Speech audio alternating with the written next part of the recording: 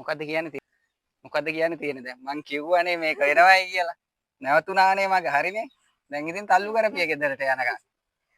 අපි මේ පොඩි විහිළුවක් කරේ මේ එහෙම වුන්නේ යන් වාහනේ නැගලා යන් අපි ගෙදර. යමු. හරි.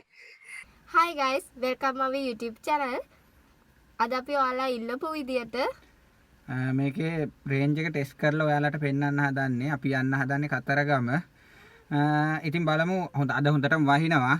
අපි AC නැච්චර ඕන වෙන එකක් නැහැ. හැබැයි මේ වැස්ස ටිකක් යන්න අමාරුයි. බලමු අපි රේන්ජ් එක කොච්චර යන්න පුළුවන්ද කියලා. සාමාන්‍යයෙන් අපි ඉන්නේ ලොකේෂන් අම්බලන්තොට ඉඳලා සාමාන්‍ය කතරගමට කිලෝමීටර් 75ක විතර රේන්ජ් එකක් තියෙනවා. එතකොට අප් ඇන්ඩ් ඩවුන් කිලෝමීටර් 150යි. තව ඉතින් ආරේ මෙහෙ යනකොට මට හිතෙන කිලෝමීටර් 200ම යන්න පුළුවන් වෙයි. හරිද? අපි බලමු යන්න පුළුවන් වේද කියලා. මෙන්න බැටරිය charge කරා 100ට 100යි. හරිද? බැටරිය 100ට 100යි අපි charge කරගත්තා. මෙතනින් මේව කරගමු ට්‍රිප් එක බිඳුවට දාගමු. ඔන්න බිඳුවට දැම්මා. දැන් බැටරිය 100ට 100යි. රේන්ජ් කිලෝමීටර් 220ක් යන්න පුළුවන් කියලා පෙන්නනවා. හරිද? අපි බලමු ඇත්තටම කොච්චර යන්න පුළුවන්ද කියලා AC එක්ක. හරිද? ACත් එක්ක. AC නැතුව අනිවාර්යෙන් මීට වඩා දුරක් යන්න පුළුවන් වෙයි. අපි ACත් එක්ක ගිහිල්ලා බලමු කිලෝමීටර් කීයක් යන්න පුළුවන්ද කියලා. මෙන්න බැටරිය 100ට 100යි. ඔන්න charge වෙලා ඉවරයි. අපි chargerෙන් අයින් කරමු.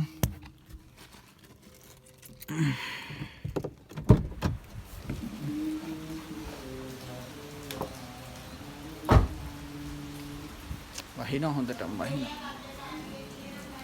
ආමේ charger එක ගැලෙව්වා.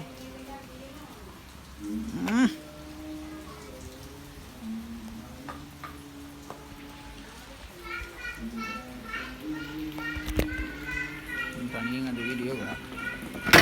හරි ගැලෙව්වා. වැදුනා.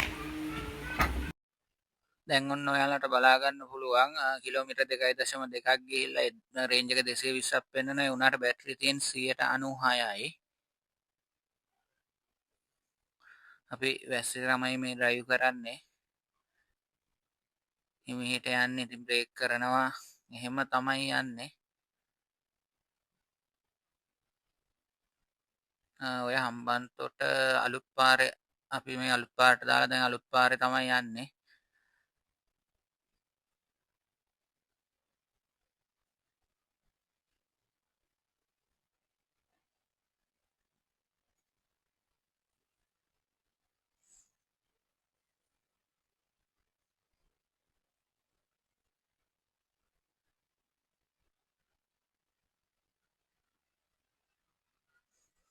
දැන් බැටරිය 186යි. අපි කිලෝමීටර් 100 තව 89ක් යන්න පුළුවන්. අපි කිලෝමීටර් 30ක් ගිහින් එතකොට ආසන්න වශයෙන් 210ක් තමයි ගාන.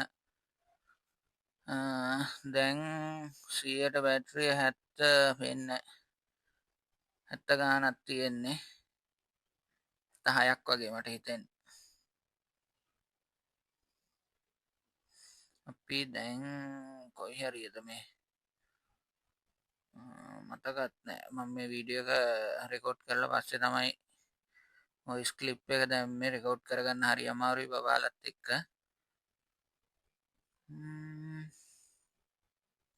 හරි අපි කතරගමට ආවා. කතරගමට ආවම කිලෝමීටර් 65.4යි ඇවිල්ලා තියෙන්නේ.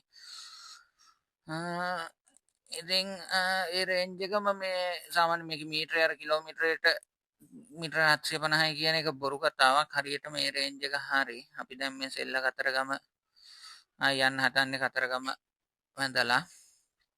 දැන් අපි මේ කන්න නැවැත්තුවා. එතකොට තව බැටරි තියෙන 157යි. තව කිලෝමීටර් 125ක් යන්න පුළුවන් කියනවා. අපි ගිහිල්ලා කිලෝමීටර් 87.3ක්.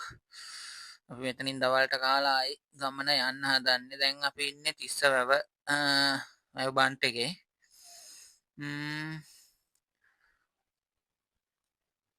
වැව බන්ට් එක හිමීට පහු වෙනවා. ලස්සන බෝට් රයිඩ් එකක් යනවා එහා පැත්තෙන්. දැන් අපේ ඔය 0.5 දැන් අර ඉස්සලා තිබ්බ charge වෙනවා. ඔටෝ charge වෙනවා වාහනේ. අපි ඒකේ වෙනම වීඩියෝ එකක් ගේන්න. තව කිලෝමීටර් 105ක් යන්න පුළුවන්. දැනට 102ක් ගිහිල්ලා. අපි මේ බැටරිය සේව් කරන්න නෙවෙයි අපිට ඕන විදිහට තමයි අපි පදින්නේ. දැන් 132යි කිලෝමීටර තා 70ක් යන්න පුළුවන් අපි දැන් 131ක් තමයි ගිහිල්ලා. කතරගම ගිහිල්ලා ගෙදරට ආවේ.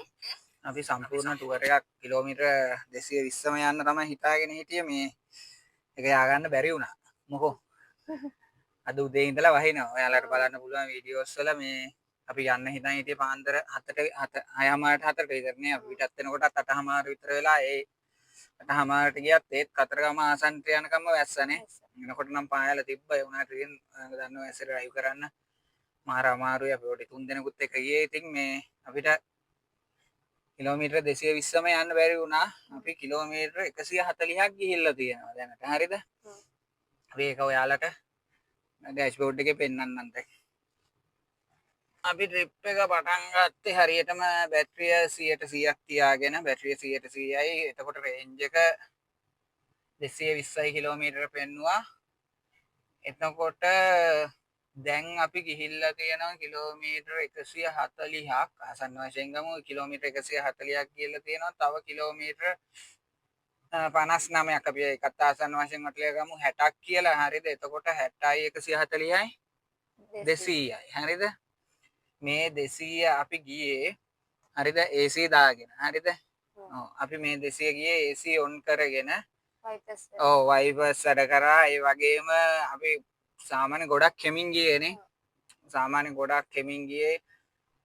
එක දිගටම යන්න බැරි වුණා බ්‍රේක් කර කරනේ. එහෙම ගියේ සාමාන්‍ය ස්පීඩ් එක අඩු වෙනවා වැඩි වෙනවා එහෙම තමයි ගියේ. ඇස්සේ ඩ්‍රයිව් කරන්න අමාරුයිනේ. ඒක නිසා තමයි සාමාන්‍යයෙන් AC දාගෙන මට හිතෙන්නේ දැන් අපි බලමු ආයෙත් වීඩියෝ එකක් අපි ගේනවානේ. ෆුල් වීඩියෝ එකක් ගේන්න.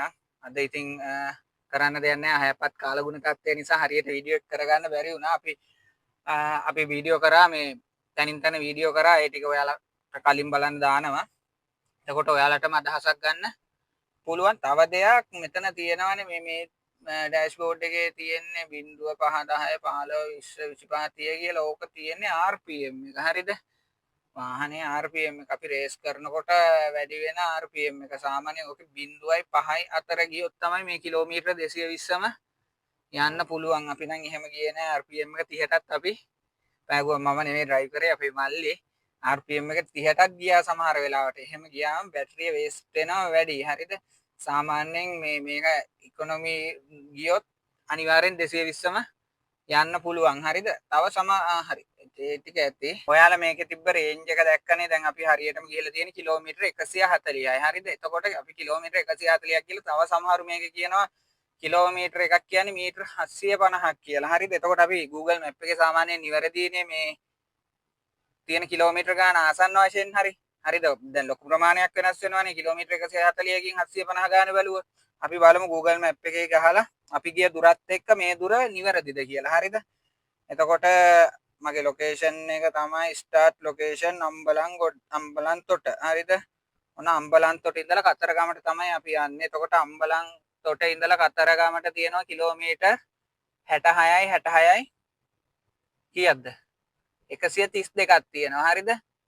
කිලෝමීටර් 132ක් තියෙනවා. ආසන්න වශයෙන් අපි හදලා බලමු 132යි. ඊට පස්සේ අපි කතරගම විතරක් නෙවෙයි ගියේ. සෙල්ල කතරගමත් ගියා. එතකොට සෙල්ල කතරගමට ආසන්න වශයෙන් කිලෝමීටර් 5ක් තියෙනවා. හරිද? ආසන්න වශයෙන් කිලෝමීටර් 5යි. එතකොට අප් ඇන්ඩ් ඩවුන් 5යි 10යි. එතකොට 132යි 10යි කිව්වොත් 142යි. හරිද? එතකොට අපි ගිහිල්ලා තියෙන කිලෝමීටර් 140යි. එතකොට මේ දුර හරි නේ මදාරා? ඔව් මේ අපි හිතන විදිහට මේකේ මේ කිසිම මීටර වෙනසක් නැහැ. මේ කිලෝමීටර 140ම තමයි ගිහිල්ලා තියෙන්නේ. නැතුව මේ කිලෝමීටර එකක් කියන්නේ මේකේ රේන්ජ් එක මීටර 750ක් නෙවෙයි මම දකින විදිහට නම්. මම පැදලා බලලා මේ කියන්නේ. හරිද? එතකොට ඊළඟට කියන්න තියෙන්නේ සාමාන්‍යයෙන් මේකේ 220ම යන්න පුළුවන්. මට හිතන විදිහට මේ RPM එක තියන් ගියොත් 220ම ඔයාලට මේක කියන රේන්ජ් එක යන්න පුළුවන් ACත් එක්ක. හරිද? AC නැති අපි AC නැතුවත් ටෙස්ට් එකක් කරලා පෙන්නන්නම්. එක දවසේ ඔක්කොම කරන්න බෑනේ. AC නැතුව ගියොත් මට හිතෙන්නේ 220ට වඩා යන්න පුළුවන් නේ. අපි අම්බලන්ගොඩ ඉඳලා එද්දි AC නැතුව ආවේ මට හිතෙන්නේ ඒ තිබුණු රේන්ජ් එකට වඩා අපි ගියානේ. හරි. එහෙනම් ඔච්චරයි කියන්න තියෙන්නේ. එහෙනම් අපේ channel එක subscribe කරන්න, like එකක් දාන්න. ඔයාලා අදහසත් යටින් comment කරන්න. මේ වීඩියෝ එක share කරන්න. එහෙනම් අපි තවත් වීඩියෝ එකකින් හමු වෙමු.